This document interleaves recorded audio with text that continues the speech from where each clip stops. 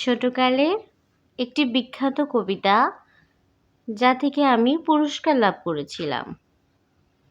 খোকন হেসে বলল মায়ের কাছে, তোমার মতো আমার আরো দুটি মা আছে।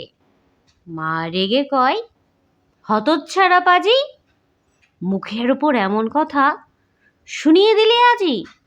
দেখবো আমি মা দুটি তোর কেমন, পরের ছেলে হাত করেছে কেমন। খোকা বলল, বলছি তবে বেশ। একটি মায়ের নাম হলো বাংলা ভাষা, আর একটি মায়ের নাম মাতৃভাষা। মা হেসে কন, হতচ্ছাড়া পাজি, এমন কথা কি কেউ বলে রে পাগল। এই ছিল আমার ছোটকালের ছোট্ট কবিতা। আশা করি ভালো লাগবে।